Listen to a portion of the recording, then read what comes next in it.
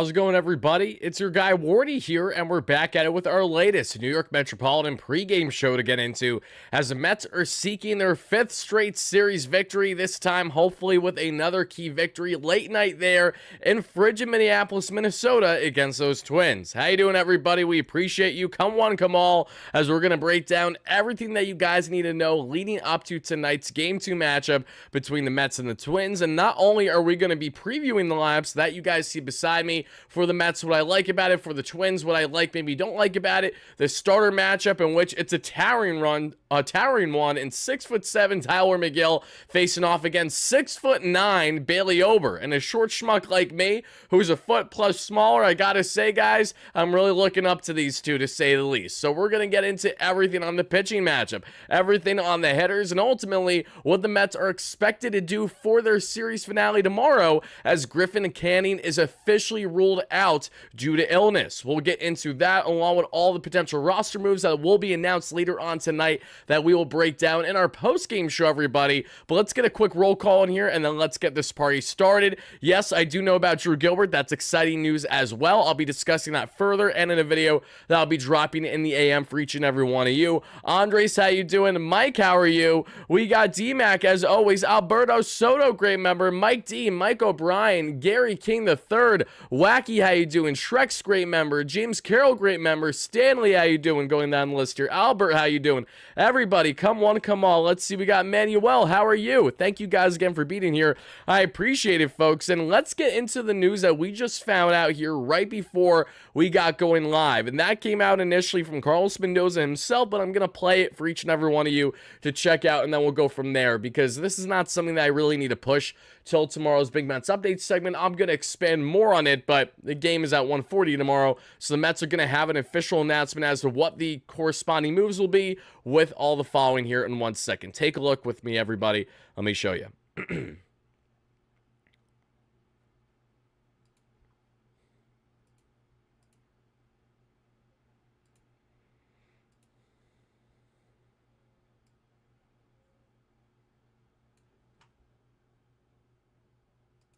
Yeah, so we want to wait till after the game.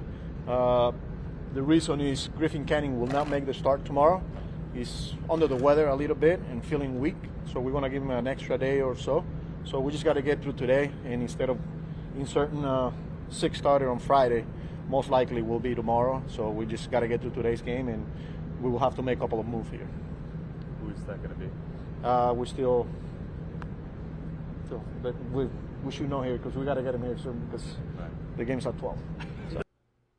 Alright, folks, so there is the words from Carlos Mendoza, Mets skipper himself, letting us know that, yes, and I, of course, apologize. I did not mean for the intro to run there for a hot second, so I apologize if I gave anyone a jump scare there. That was not the intent whatsoever.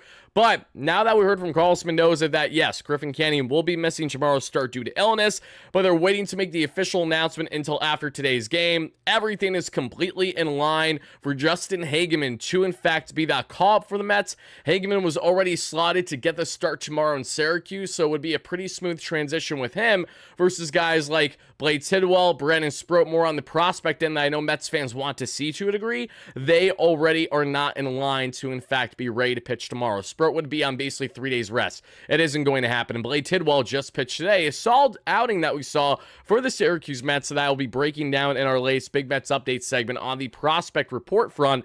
But in the case of the Mets and what we got here for who tomorrow is going to be the starter, I'd imagine it'll be Justin Hageman with the potential exception of Jose Urena, but the Mets were already planning on having Jose Urena available for the Cardinals series, one of him or Hageman, but given the fact that they're really just pushing Canning just a day or two extra, it means that whatever 6th man that they needed, they're just pretty much moving the 6th man up instead of pitching in the Cardinals series, but instead to have them pitch in the series finale against Minnesota. So that's why Hageman is looking like it's the guy over the other options the Mets have in the farm. And yes, I don't love that, but that's just the nature of the game when the Mets have the lack of quality starting pitching depth right now because of Montas and Manaea coming back from injury. Thankfully, Manaea was cleared and looked good in his imaging that we saw yesterday, so he is beginning to toss, but he's not doing anything crazy there for the next 10 days. The Mets are taking it nice and slow with him to make sure that he doesn't have any more setbacks from that oblique injury. But knowing that it's going to probably be a guy like Justin Hageman to get that start tomorrow,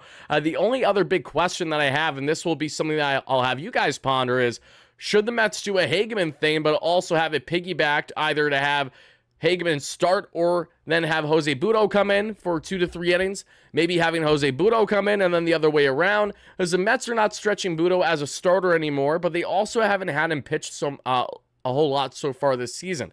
I think that they could definitely get some innings out of him tomorrow if they paired him and Hageman basically as two guys that they're hoping that they can get hopefully at least 5+ innings out of, and that alone will not necessarily do too much on taxing the bullpen if, again, they can just get 5 to top 6 solid innings between Hageman and Butto. Maybe that's wishful thinking because Hageman may get the call and be absolute batting practice tomorrow. It's a quick turnaround for the day game for 1:40 p.m. Eastern, but I will let you guys have your proper discourse in the chat about it, and we'll go from there. How you doing, everybody? We got Alberto in here. As always, we got my man Dave Kaplitz, great member as always. Carlos, how you doing? Brennan, Kevin, won't be surprised if Urena gets a call. I mean, Urena just pitched for the Mets like 3 days ago is the only issue. I mean, he could technically pitch tomorrow and just try to give us, anywhere from 1 to 3 innings. So it's definitely possible, but it's, in a nutshell, right now, it's looking like it's going to be guys in Hageman and Urena. Am I going to comment on the Puma and Heyman articles? Carlos, I may. There's something that I'm debating on doing, and this is where things get tricky for someone like me, because as you guys know, I'm a contributor with the New York Post Sports YouTube channel, and I respect a lot of the work that they do, and I've obviously had my back and forths with people in the media in the past, both positive and negative when it comes to the case of John, and Puma, who was the originator of that piece.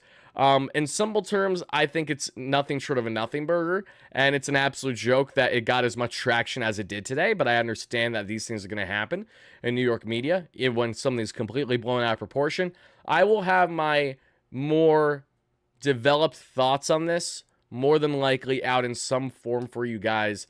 If not tonight, then tomorrow. I'm still figuring out if I even want to go on my way to speak on it because of how much I also don't want to bring attention to it at the same time, because it truly is a nothing burger, and this is just one of many nothing burgers we're going to have to deal with this season and the years going forward, knowing that Juan Soto's a New York Met, and he's a New York Met because he signed here over being a New York Yankee. So there's going to be endless connections there. That's just how it's going to be. Let's see it. How you doing, Pure Adrenaline Sports? Happy to have you in here. Let's see. Jacob Pertuzzi, how are you? Thank you guys again. Come one, come all, everybody. But let's get into this. So we first started the conversation by breaking down how the Mets will not have Griffin Canning as a starter tomorrow, meaning that'll be probably, barring changes, Justin Hageman and or Jose Urena with a guy like maybe Mr. Jose Butto helping in lawn relief. So now let's take a look at what we have lineup-wise between these two. Was blown out, Anthony. It just, again, they know what they're doing, and trust me, as someone who's a talking head in the New York sports media space, I know all about obviously trying to get eyes, trying to get clicks, and either embellishing things to make it greater than what it is, or to just try to reel viewers in or readers in a way that you're not trying to be disingenuous, but you're also trying to really emphasize something maybe a bit greater than what it is. I think today was a prime example of truly plastering something, knowing that's going to reach a certain fan base, an opposing fan base, that being the Yankees, and to have the kind of reaction that it did. It was all strategic. There was a reason for every step of it.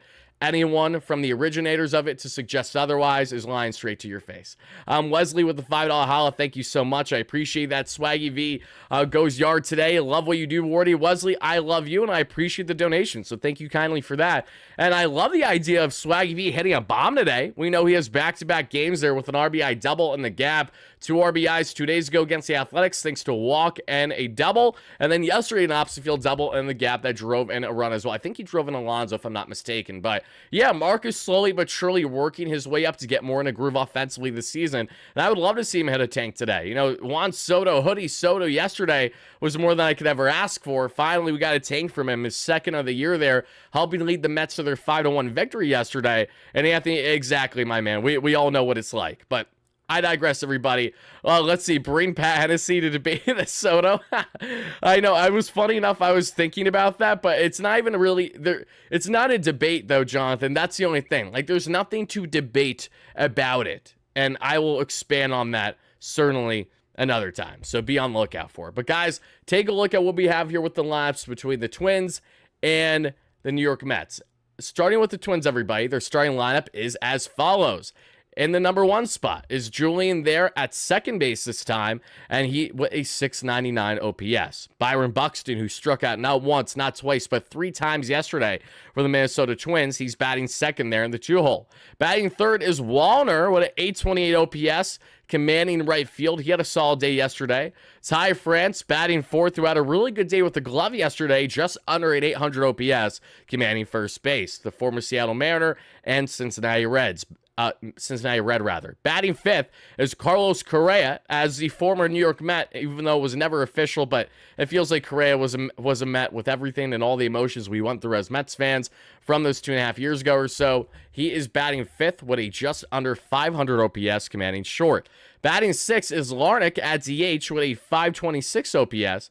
Batting seventh is Jeffers, getting the start there at catcher there with a 492 OPS, coming in for Christian Vasquez, who exited yesterday's game due to injury. Batting eighth is Will Castro there at third base with a 648 OPS. And batting ninth is former friend, now foe, and Harrison Bader with a 686 OPS, commanding left field. Bader has been one of the hottest hitters to begin the season for a Minnesota Twins team that entered today's game, bottom 5 in Major League Baseball in total offense per Fangraphs. Mets for clicks, as they say, Carlos. You know what? It's so funny you say that, because it really doesn't remind me going back to the Wilpon days on how much that was just endlessly the case with everything going on with the club. It never changed. But folks, now let's talk about the Mets lineup, because as you guys can see right here, starting from the top, we have Mr. Smile and Francisco Lindor batting leadoff with a 618 OPS on the year. Batting second is the one and only Juan Soto, this time with an 829 OPS, commanding right field. Batting third is going to be the Polar Bear and Pete Alonso. Alonso with a 1,137 OPS. Loving what I'm seeing from Pete is an understatement, who got on base all 4 times yesterday, commanding first base. Batting fourth is Starling Marte, getting the start over Jesse Winker there at DH, and he has a 659 OPS. Batting fifth is Brandon Nimmo, who continues again to look solid over this past stretch of games on the road trip. 728 OPS for him there, commanding left. Batting sixth is Mark Vientos. We just talked about the man. Vientos there batting sixth with a 461 OPS at the hot corner. Batting seventh, who drove in a run, not officially, but thanks to some bad fundies by the Twins later in the ball game, is Louis Torrens, who's been off to a great start this year. Torrens with an 833 OPS at catcher. Batting eighth is Tyrone Taylor there with a just under 400 OPS at center field. And batting ninth is my dog and your dog too, and Luis Angel Acuna, who's been looking great there. It's the second base position and in the 9th spot. And as we broke down in a video a video this morning for you guys to check out in case you haven't already, I went in grave detail how Acuna may actually start to get reps at center field. We talked about it. We toyed the idea in our post-game show last night, but I really wasn't buying in as much as I did after I was done with the post-game. Let my thoughts marinate for a bit, did some reading up, and realized, okay, Acuna actually did play a lot in Syracuse last year at center field, so this isn't as outlandish as to maybe I was initially interpreting it to be. So I corrected myself, and I broke that all down in a video for you guys to check out earlier this past day. Because now that Jose Siri's obviously on the shelf, the Mets are going to want to defer to Jose Azocar, who looks like a guy that they may consider, or certainly Luis Angel Acuna getting some center field reps, and he and Jeff McNeil kind of platoon, or Jeff gets some reps in left, and when he does, that will especially warrant Acuna at second base and Tyrone in center. And maybe you're going to have Nimmo get DH or have an off day, because I doubt you're going to shift Nimmo much to center. I'd be surprised if it happens, but again, I'm always surprised when it comes to Mets and baseball, so you never know at the end of the day. But between that and also where if you're going to have McNeil get some starts at second base, and you want Acuna and that lightning rod, not only his speed demon that he is on the bags defensively, but also his offensive upside, which isn't terrible, have him there out in center field, keep Nimmo in left, keep Soto in right, and you go on from there. Now, that is something that honestly feels like an increased likelihood. I guess we'll just find out to what degree are the Mets willing to commit to a guy like Luis Angel Acuna more, getting fairly consistent reps in center field there, platooning time with Tyrone Taylor, and platooning from center to second base, because you want to make sure that doesn't hinder on his offensive output. Because while, yes, Luis Angel Acuna did step up for the Mets when he was called up there towards the end of the season at shortstop for Francisco Lindor, let's not forget the the fact that Luis Angel Acuna was having a fairly underwhelming year offensively that we saw in Syracuse. And this included his time toying around from second base to center field. So if there is any correlation between Acuna not having as much offensive success because of a lack of stability on the defensive front, then that will have me as a fan saying, okay, kick to the curb the idea of putting him in center field. Let's just focus on him staying in the infield. And I'm curious where you guys feel about that. Let me know in the chat right here, right now. And thank you guys kindly for it. Ryan, great member as always, says, post-game jingle incoming tonight. Everybody, let's go. I hope you're right, Ryan. I hope you are, because I'm telling you this much. If the Mets win their 5th straight series today, I'm going to be a little bit more of a menace. You know, like, I've been very low-key to start the year, I feel like. And I think you guys can attest to that, because I've had even some of my viewers be like, we want the screaming Wardy. We want the cussing Wardy. And trust me, I enjoy those moments too.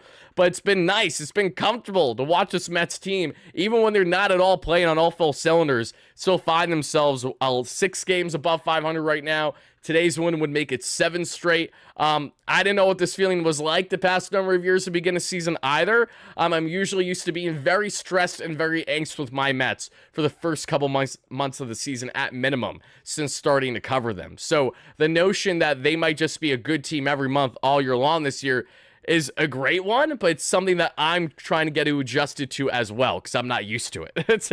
Let's see. Move Nimmo to center and have Jeff back in left when he comes back. Again, the biggest concern with having Nimmo getting consistent reps in center is that he's deviated away from the center field position for the past year and a half plus now. And the idea that a guy who isn't getting any younger is now something that we're going to have the utmost faith in at the center field position, I think is going to lead to potentially increased ability of injury, which is why he's been more in the corners the past year and a half. And not that I don't think that Nimmo can handle center for a couple games, because I know he can, but I just don't want to see him, I think, consistently there, because there's reasons as to why the Mets have avoided that for quite a bit.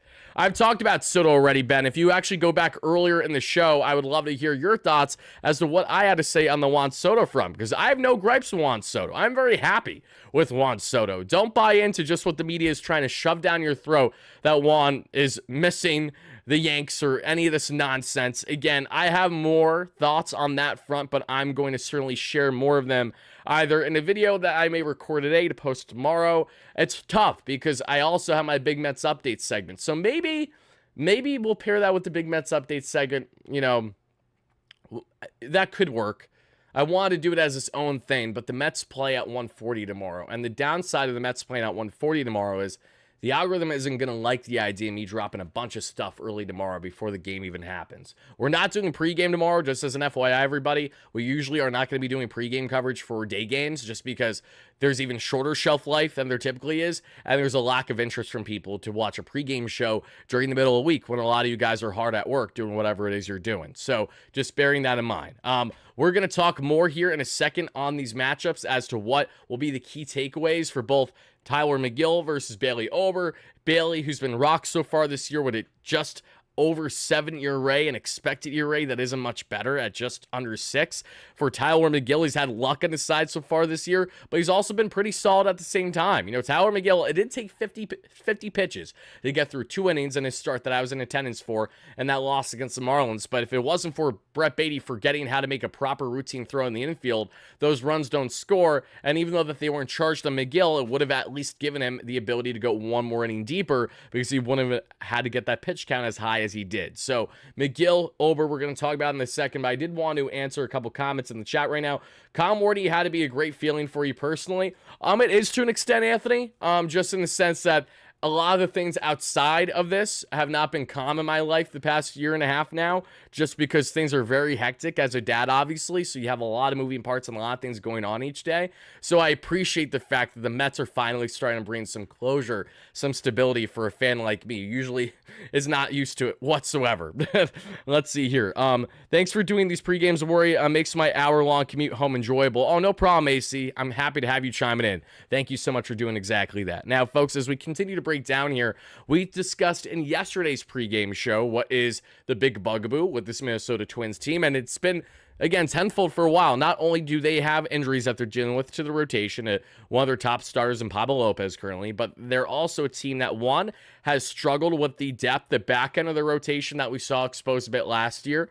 We also saw the front of the rotation just not pitch consistently as well as they were hoping. And then you pair that with an offense that's headlined with three guys of a three-headed monster, and Royce Lewis, Carlos Correa, and Byron Buxton. I know Twins fans hate to hear this, but it's the truth. Until we see a change with the Minnesota Twins on the health front, where they're able to have their three-headed monster actually play more than, like, say, half a season together, the Twins are going to be heavily reliant on them for offensive output. And when Byron Buxton is striking out 3 times yesterday the way that he was, and while Carlos Correa is doing the bare minimum right now, and Royce Lewis is sadly on the shelf when he is the best bat amongst the three right now, I don't think there's any denying that. When they're hot, when they're all on, Royce Lewis is the guy. He's an electric factory in so many ways, but Buddy can't stay healthy. So that's why we look at this Twins lineup right now, and I have to be frank with you when I say the batter that I'm truly most concerned with at this point in time is Harrison Bader. And the only reason why it's Harrison Bader is because of the following 2 reasons. One, he's off to a very good start this year. I know that he's only batting just over 200 with just under 700 OPS, but he's had, I think, more bombs than anyone else for the Twins this year or close to. He's been a home run factory. And he's facing his former team that he probably felt a little slighted with how last year went. I know that he's spoken nothing but positive about playing for both the Yankees and the Mets, taking a lot of pride in that as a true New Yorker, something he always dreamed of doing, and he wanted to do it longer, but Bader, sadly, there are a couple factors as to why the Mets never considered really bringing Harrison Bader back. One, they didn't want to give him the money he was looking for. The Mets invested this past year over $10 million in 1 year in Harrison Bader, and he by no means lived up to it on the value of that deal. And it's easier to swallow the notion of your player not living up to expectations dollar-wise when it's a long-term investment and it's not drastic in the gap, but when it's, for a guy that you're acquiring on a 1-year deal where you see other guys outperform and they're on league minimum contracts, that's where there's a problem. And that's why the Mets heavily considered Jose Siri right away because of his AAV and his multiple years of control versus Bader, who is on that expiring contract now, who was a free agent. And Bader was boxed out by Tyrone Taylor. Let's face it. You guys remember how the end of last season went.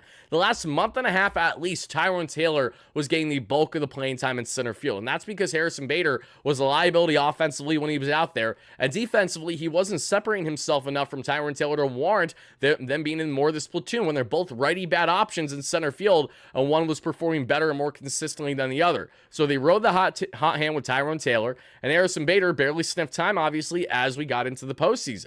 Harrison, when did he look best for the Mets last year? It was in the first half of the season, specifically in the first month and a half or so when a lot of the other guys weren't performing in the Mets lineup. You see how there's similarities between what Bader did to begin last season versus what he's doing to begin this year for a depleted Minnesota Twins team that's off to a not so great start.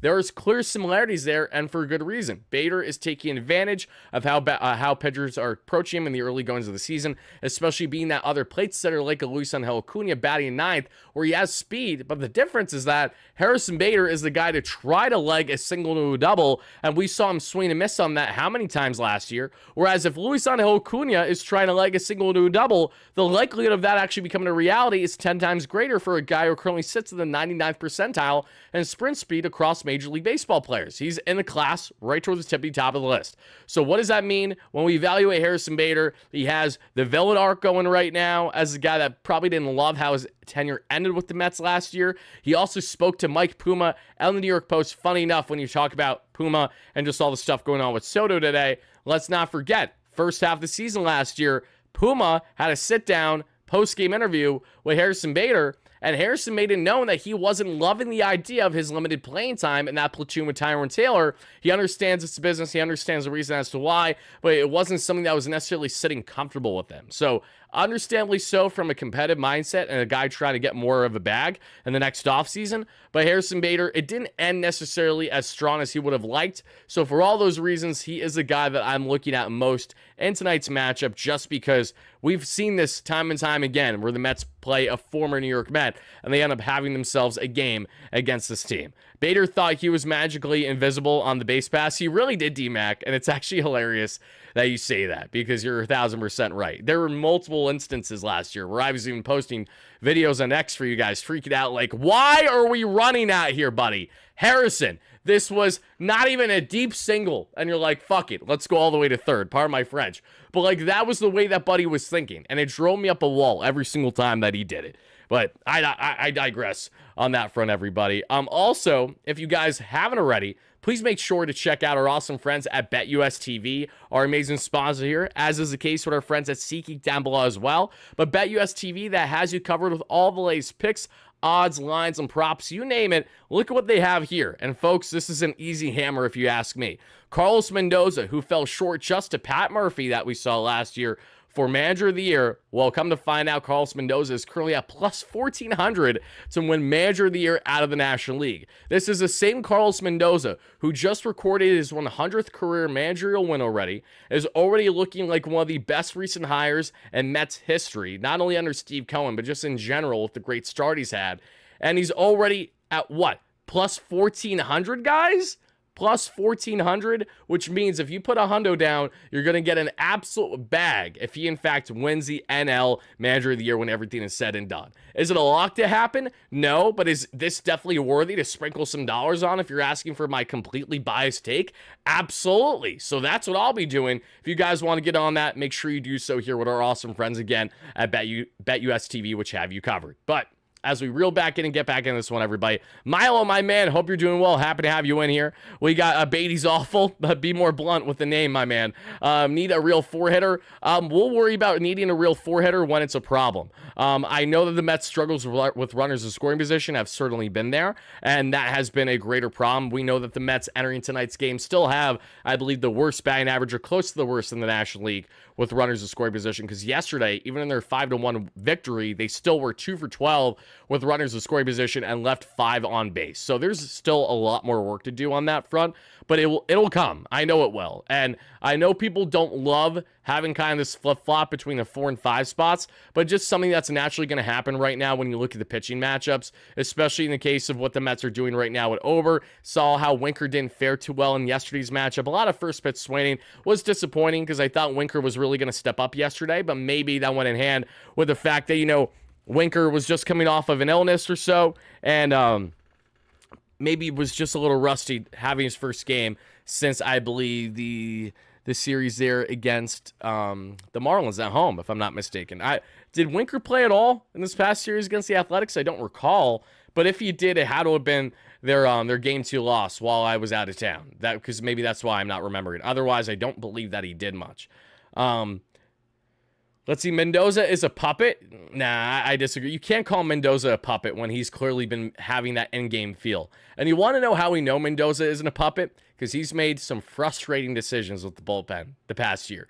And we know very well all about it. And I've called him out about it. And Mendy knows me well. He's acknowledged me when I've been in the media room there in the scrum back at Amazing Day when asking him a question. So I don't know exactly how many of my rants he's seen. There's one that sticks out like a sore thumb, and that's having Eric Orsi make his frickin' Mets debut by throwing him into the fire after Christian Scott couldn't get out of his own mess in Pittsburgh. We'll never forgive him for that. It's like the most demoralizing thing you could do for a guy's freaking league debut. Like, there was no reason to do that, yet we did it. And then playoffs by not playing Jesse Winker. Those two stick out like a sore thumb to me. But that's the past, and I don't have to focus on that anymore. I'm here to focus on the now, and Carlos Mendoza has been a damn good manager, all things considered. You think Winker just pinch hit a few times? Okay, I believe that.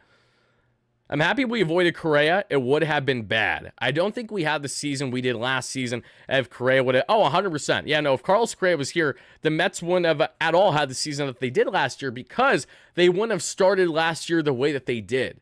Whether they would have started the year worse or better, who knows?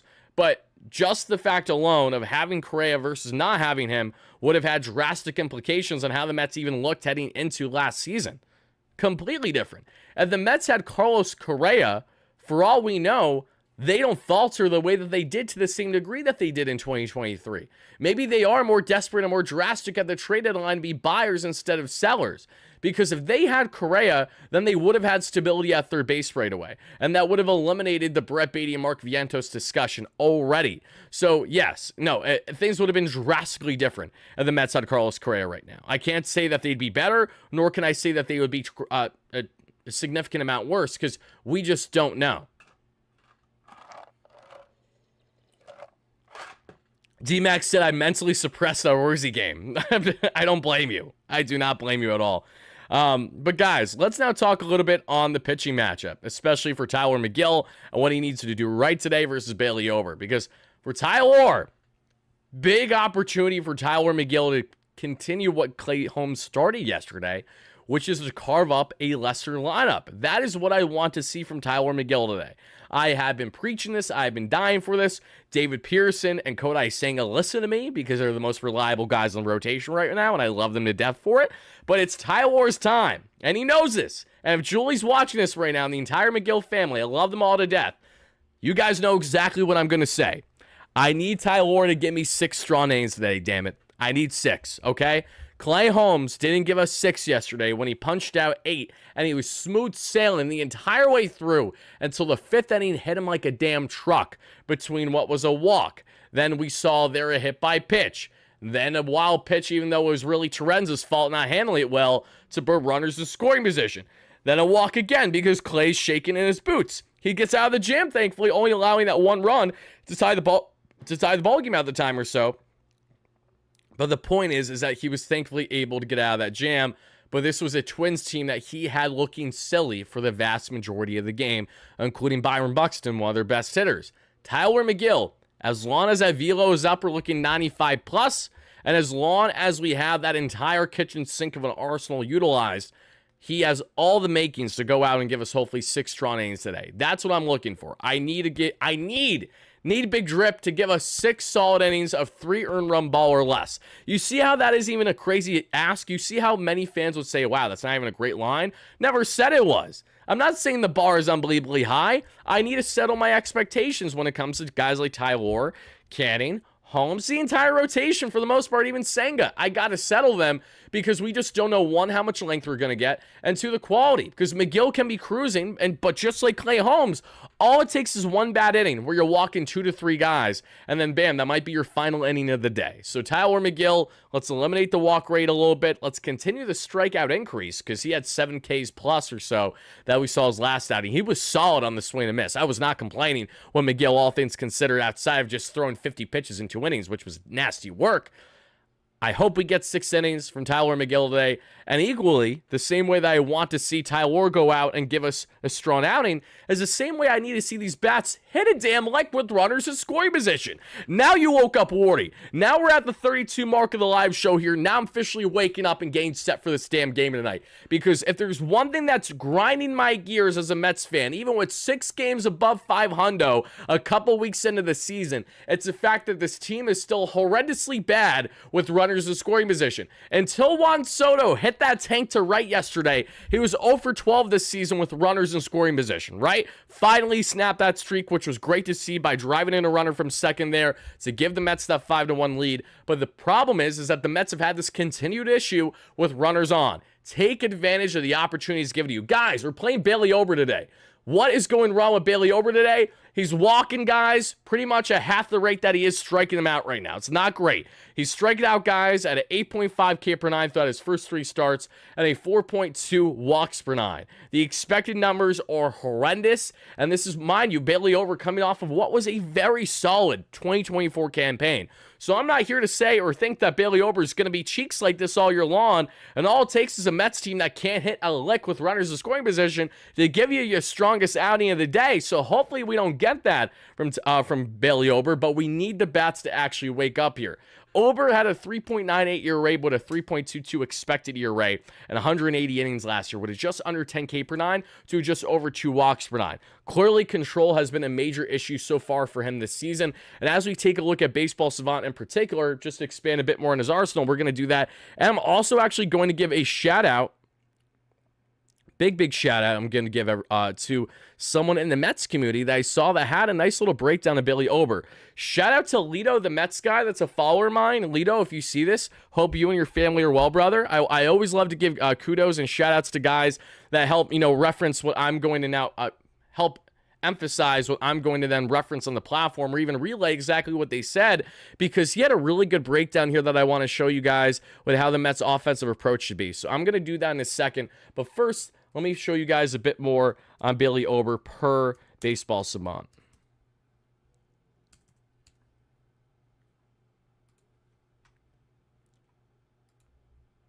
Adam, how are you, my friend? Happy to have you in here. So as you guys can see, and let me minimize this a little bit.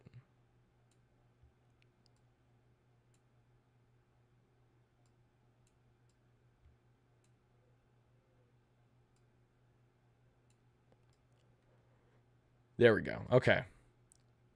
Here's Bailey Ober so far this year. What's he looked like? Trash. 99th percentile on the extension. Well, that makes a lot of sense when you're 6'9". I hope your extension is the best in baseball. His breaking ball's been trash. He's been hanging it a lot. His pitch and run value's not looking good, obviously, either. We're looking at the four-seam fastball, which is above league average. Everything's trash, except for the fact that he's still getting a good amount of chase on his pitches. He has been off to a pretty brutal start this year.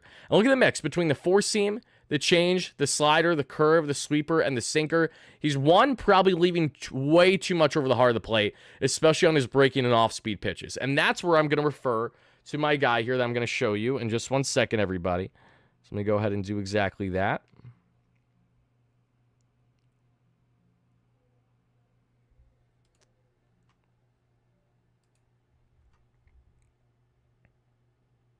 Michael, I'm doing great. Thank you so much. Yes, the entire family is doing awesome, and I hope the same for you and yours. Dash, control the walks, my dear Big Drip. You said it, MJ. Taking the words out of my mouth. Trust me.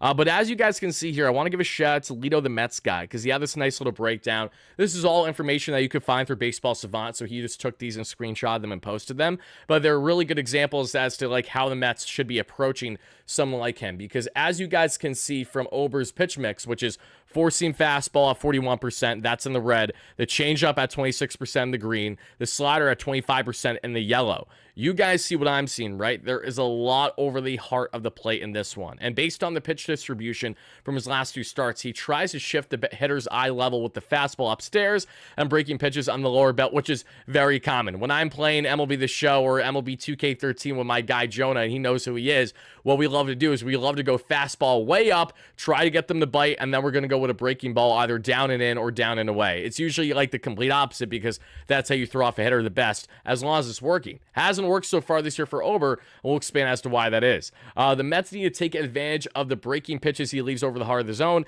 and you can clearly see them, especially there as we're seeing with the slider and the changeup. There's just a lot over the heart of the plate, especially the changeup. Like a lot of meatballs is what we're seeing right here, everybody. So definitely something for him to try to pounce on, and it is going to be another chilly night there, and the winds are towards right field. It would be wise for the righties to focus on going oppo like Vientos did yesterday, and hopefully we'll even get an opposite field home run a day there, and then we'll go from there. Ober's average exit velo is 93%, so he gives up hard contact. The team must keep up the early momentum. Let's go Mets. Once more, I want to give that further shout out there to Lito the Mets guy. I thought that was a nice little breakdown because there's really nothing that I feel like I want to add to this. I think this is a nice little rundown for fans to get a feel as to, okay, this is what we're getting from the opposing pitchers so far this year, so what can we expect or what are we hoping the Mets hitters are going to do? So not only a spread for all fields, and hopefully Alonso can continue that trend because he's looked so good on that front so far this year. But furthermore, to see these guys actually drive in runners when it matters most with runners in scoring position.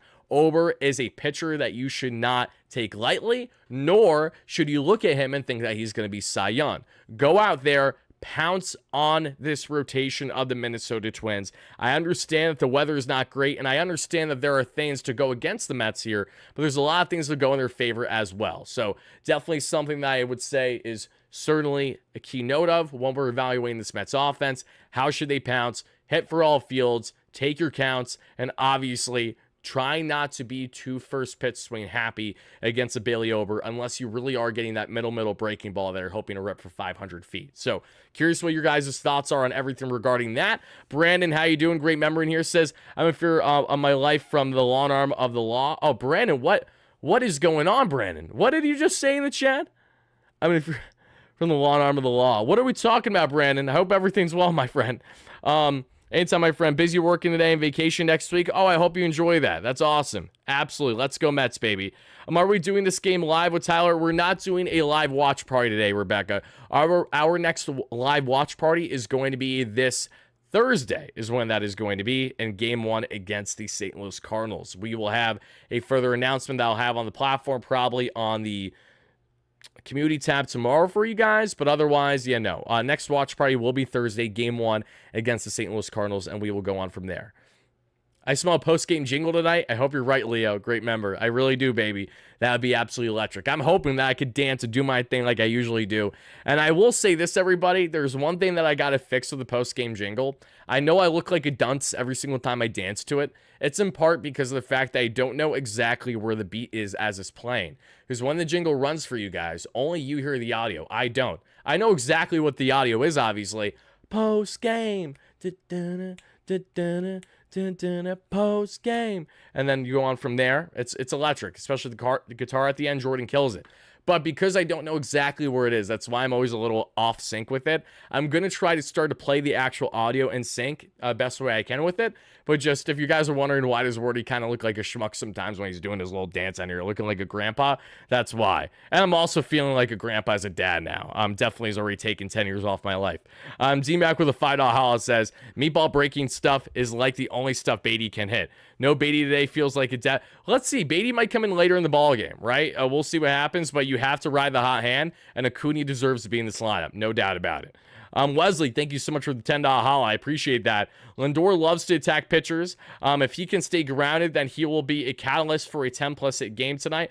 I would absolutely love to see Lindor help lead the way for the Mets to get them 10-plus hits. And you're right. We know that he loves to attack pitchers, and we saw him do that brilliantly yesterday with a leadoff double. Sadly, the Mets weren't able to really pounce on that opportunity, but I definitely want to see this Mets team, and with Lindor leading off, get off to the right fast foot that we hope to see against this Minnesota Twins club. But folks, that is what I'm going to leave you with. Thank you guys again for smashing that like and subscribe button as you chime in and as you chime out. Please let me know all of your key takeaways, not only from today's pregame show, but as well as seeing you guys in our postgame coverage later on tonight. Win, lose, or draw, we will be alive, and then be on the lookout because we will more than likely have a video dropping in the AM. Just still figuring out exactly how I want to go about that video at this point in time. So again, thank you guys so much for watching.